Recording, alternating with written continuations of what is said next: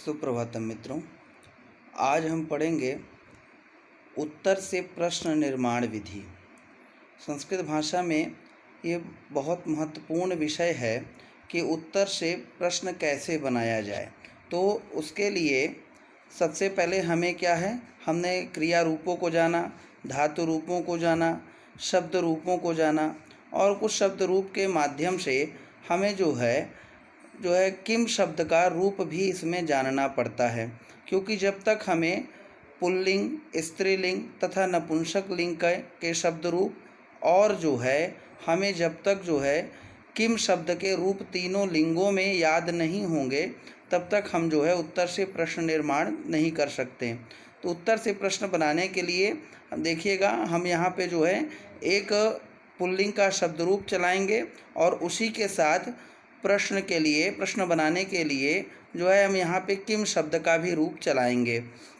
जैसे हमने यहाँ पे बालक शब्द को चुना है अभी, और बालक के समान और भी कई शब्दों के रूप आप पुल्लिंग में चला सकते हैं, कई शब्द का चला सकते हैं, है ना। जैसे बालक के साथ आप शिक्षक शब्द का भी रूप चला सकते हैं, राम शब्द का भी चला सकते हैं, इत्यादि पुल्लिंग के जितने भी आकारांत शब्द होते हैं।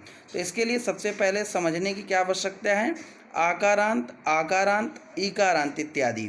तो बोले जितने भी छोटी मात्रा के शब्द होते हैं, जैसे कि छोटा आ, छोटी ई, छोटा ऊ इत्यादि छोटी मात्राओं के ह्रस्व स्वर वाले जो अंतिम में मात्राएं, जिन शब्दों में अंतिम में ह्रस्व स्वर आए, किसके होते हैं, पुल्लिंग के होते हैं।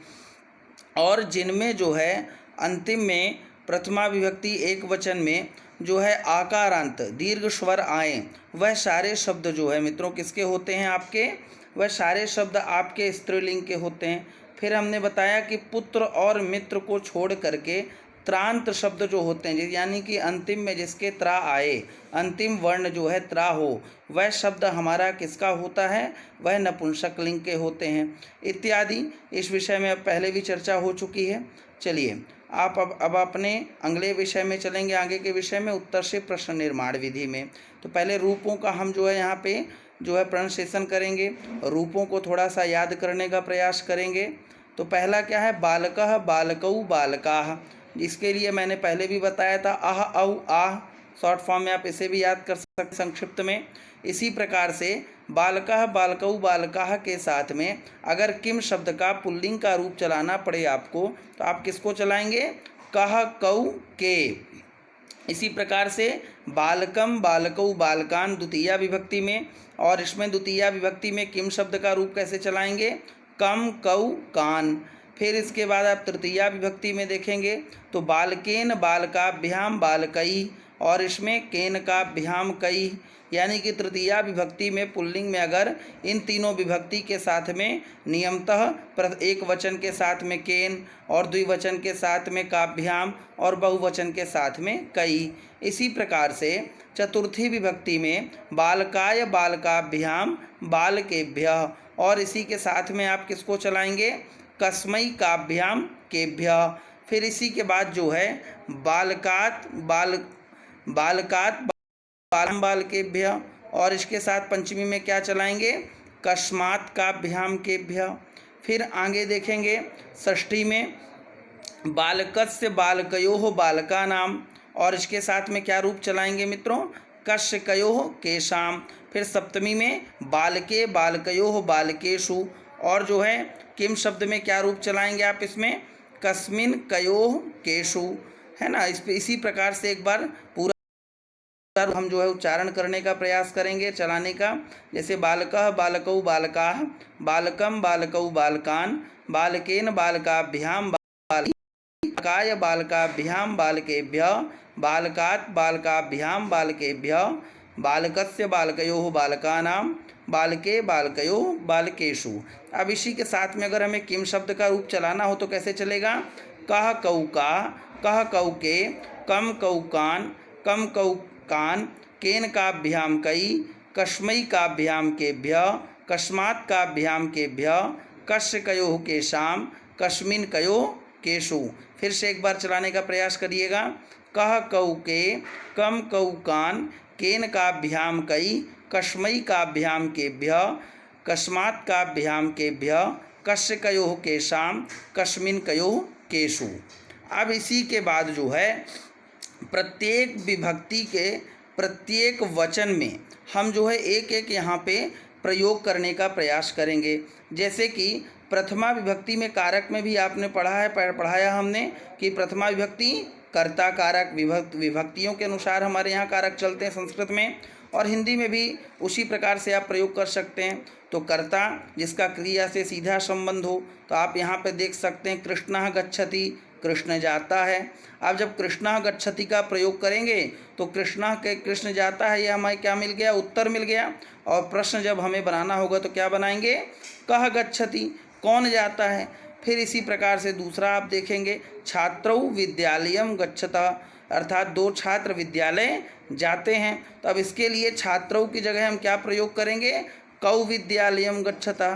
फिर तीसरा हम देखेंगे क्या बनाया हमने, अभी हमारा क्या चल रहा है इसमें, अपना जो है प्रथमा विभक्ति चल रही है। तो प्रथमा विभक्ति के बहुवचन में जब हमें रूप बनाना होगा तो हम यहाँ पे क्या बनाएंगे, छात्रा पुस्तकानि पठन्ति। देखिए संस्कृत कितनी सरल भाषा है कि दो रूपों में सारी प्रश्न निर्माण विधि हमें समझ में आ जाएगी। तो हमने क्या बनाया यहाँ पे, छात्रा पुस्तकानि पठन्ति, तो के पुस्तकानि पठन्ति। जैसे हमने बनाया था कह कौ का, तो देखिए क्रमशः जो है कह का प्रयोग हमारा एक वचन में हुआ, कौ का प्रयोग जो है द्विवचन में हुआ, और बहुवचन में के का प्रयोग हमारे साथ हुआ। अब जो है यहाँ पे हम देखेंगे, अब इन तीनों के बनाने के बाद कर्तुरीप्सितमम कर्म, अब कर्म कारक का भी प्रयोग यहाँ पे करेंगे। तो कर्म में क्या होगा, जो कर्ता जिसको सबसे ज़्यादा चाहे, तो अब जो है यहाँ पे देखिए रमा बालकम पश्यति, रमा किसे चाह रही है, बालक को। तो यहाँ पे जो है प्रश्न हमारा जो है प्रश्न रूप है, यह किसके साथ किम का रूप प्रयोग होगा, तो जो इसमें जो कर्म होगा उसी में हमारा रूप होगा। तो इसमें कर्म क्या है, बालकम, बालक इसमें कर्म है, रमा बालक को देख रही है, सबसे ज़्यादा देख रही है। तो रमा कम पश्यति, क्या होगा यहाँ पे, रमा कम पश्यति। द्वितीया विभक्ति में एक वचन में क्या बनेगा, रमा कम पश्यति। फिर इसके बाद आप देखेंगे कि द्वितीया विभक्ति में द्विवचन में हमने रूप बनाया छात्रौ बालकौ पश्यता। छात्र किसे पसंद कर रहे हैं, किसे देख रहे हैं, बालकों को देख रहे हैं, दो बालकों को। तो छात्रौ कौ पश्यता। फिर तीसरा हम देखेंगे जो है बहुवचन में द्वितीया विभक्ति में यहाँ पे कि छात्र बालकान पश्यति। अब छात्र जो है सभी छात्र किसको देख रहे हैं, बालक को देख रहे हैं। तो छात्र कान पश्यति। अब इसी प्रकार से करण कारक में क्या करेंगे हम, साधकतमम करणम। तो करण क्या होता है, कर्ता जिसके माध्यम से क्रिया को करे। तो हमने क्या यहाँ पे बनाया कि सह रामेण सह गच्छति, वह राम के साथ जाता है। तो सह केन सह गच्छति, वह किसके साथ जाता है। तो यहाँ पे क्या प्रयोग करेंगे तृतीया विभक्ति में, केन सह गच्छति। तो रामेण की जगह क्या प्रयोग हुआ, यहाँ पे प्रश्न बनाते समय केन का प्रयोग किया गया। फिर सह छात्राभ्याम सह पठन्ति, वह छात्रों के साथ पढ़ता है, दो छात्रों के साथ। तो सह काभ्याम सह पठति, वह सह काभ्याम सह पठन्ति। फिर अगला देखेंगे तीसरा, वयम छात्रैः सह गच्छामः, वह हम आवाम वयम, उत्तम पुरुष का है ये बहुवचनांत। तो हम सब छात्रों के साथ जा रहे हैं। तो क्या बनाएंगे यहाँ पे, वयम कई सह गच्छामः। अब इसी प्रकार से आगे जो है हम विभक्ति संप्रदान कारक का प्रयोग करेंगे, यानी कि जिसे कर्ता जिसे कुछ देने का प्रयास करे। तो यहाँ पे क्या करेंगे, सह बालकाय फलम क्षति। तो देखिए बालकाय जो है, बालकाय बालकाभ्याम बालकेभ्य कस्मई काभ्याम केभ्य, उसी प्रकार से रूप बना हमारा। तो सह कस्मई फलम यच्छति। तो चाहे आप ऐसे याद कर सकते हैं कि आया कस्मई काभ्याम केभ्य बालकाय बालकाभ्याम बालकेभ्य कस्मई काभ्याम केभ्य, कोई भी रूप चला दीजिए। तो जैसे मैं चला दूँ राम शब्द का भी, तो रामाय रामाभ्याम रामेभ्य। तो यहाँ पे क्या बनेगा, कस्मई काभ्याम केभ्य। अब देख सकते हैं आप कि सह कस्मई फलम यच्छति।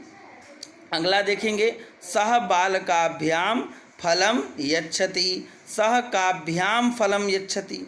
फिर अगला देखेंगे, वयम छात्रेभ्य पुस्तकानि यच्छामः। तो यहाँ पे क्या बनाया हमने, वयम केभ्य पुस्तकानि यच्छामः। तो यहाँ तक जो है हमने चतुर्थी विभक्ति तक हमने जो है यहाँ पे प्रयोग किया। अब अगले वीडियो में जो है अगले अध्याय में हम पंचमी, षष्ठी तथा सप्तमी का प्रयोग सीखेंगे। पंचमी, षष्ठी तथा सप्तमी